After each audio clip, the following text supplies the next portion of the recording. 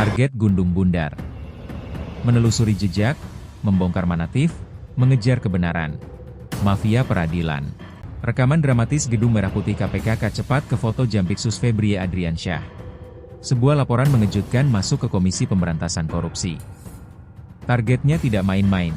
Jampitsus Febri Adriansyah, sang Komandan Pemberantasan Korupsi Kakap di Kejaksaan Agung.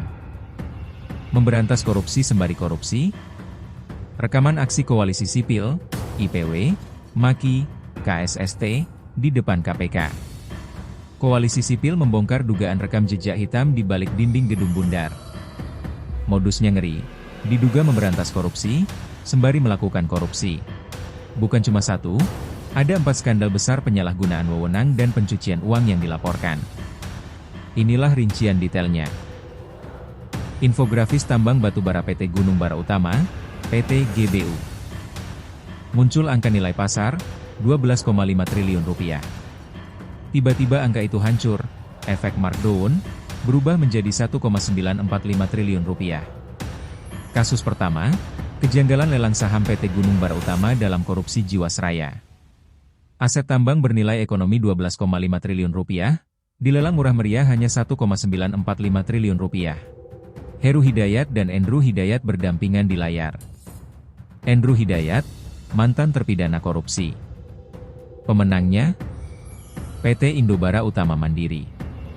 Perusahaan bentukan Endru Hidayat, seorang mantan terpidana korupsi suap, yang baru didirikan 3 bulan sebelum lelang. Dokumen fiktif di stempel merah, appraisal fiktif. Kerugian negara menyala, rugi Rp 9,7 triliun.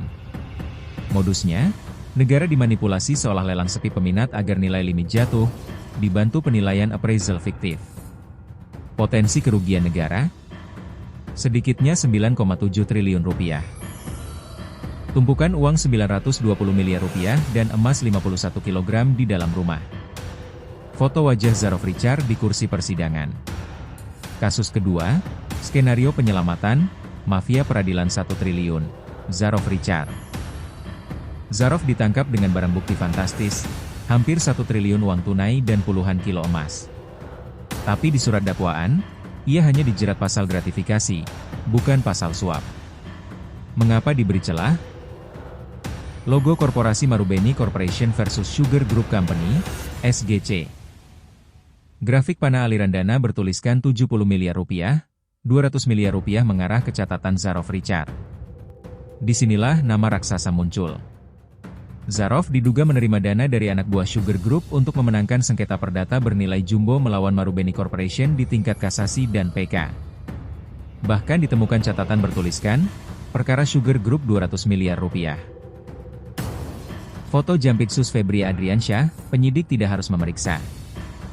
Namun, dalam dakwaan yang disusun di bawah kewenangan Jampitsus, asal-usul uang suap korporasi ini sengaja tidak diurai. Koalisi Sipil menduga, ada upaya memotong pengusutan nama-nama hakim agung yang terlibat. Rekaman drone aktivitas pelabuhan batubara kapal tongkang ilegal. Peta Kalimantan Timur berkedip merah. Kasus ketiga, penghentian senyap kasus korupsi tata niaga batubara di Kalimantan Timur. 6,3 juta metrik ton batubara ilegal. Teks kerugian, 1 triliun rupiah. Jampitsus diduga menggantung penyidikan manipulasi kalori batubara ilegal sebesar 6,3 juta metrik ton yang melibatkan oknum mantan pejabat Ditjen Minerba. Negara dirugikan 1 triliun rupiah akibat manipulasi PNBP. Daftar 5 perusahaan tambang yang tidak aktif mati yang dicoret tanda silang merah. Padahal, dokumen rekap negara tetap diterbitkan untuk 5 perusahaan tambang yang sudah mati dan tidak layak operasi. Bukti sudah lengkap, tapi kasusnya berujung tak jelas.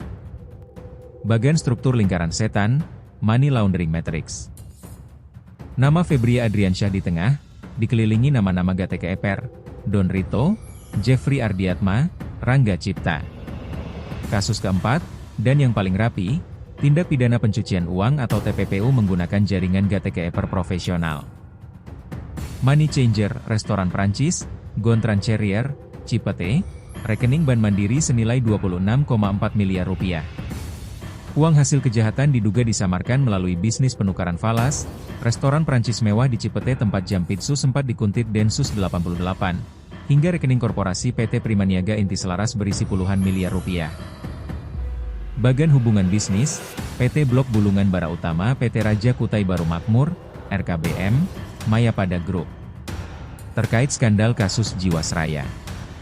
Yang mengejutkan, para perantara ini mendirikan perusahaan batubara PT Blok Bulungan Bara Utama, yang jaringannya terkoneksi langsung dengan PT Raja Kutai Baru Makmur atau RKBM milik Mayapada Group. 19 miliar rupiah dikunci dalam bentuk dokumen bersayap berlabel pinjaman fiktif. RKBM sendiri adalah entitas yang pernah diperiksa dalam kasus Jiwasraya. Melalui jaringan bisnis ini, uang senilai 19 miliar rupiah dialirkan dan disamarkan dengan kedok pinjaman. Akankah KPK berani? Pedang keadilan yang selama ini digunakannya untuk memenggal para koruptor, kini berbalik arah menunjuk dirinya sendiri. Bola panas sekarang berada di tangan pimpinan baru KPK. Apakah hukum akan tajam ke atas, atau laporan ini akan lenyap tertimbun kekuasaan? Terima kasih sudah menonton. Subscribe, like, dan kolom komentar terbuka. Bagaimana pendapat kalian tentang gurita kasus ini? Tulis di kolom komentar, klik like, share, dan subscribe untuk terus mengawal investigasi hukum berikutnya.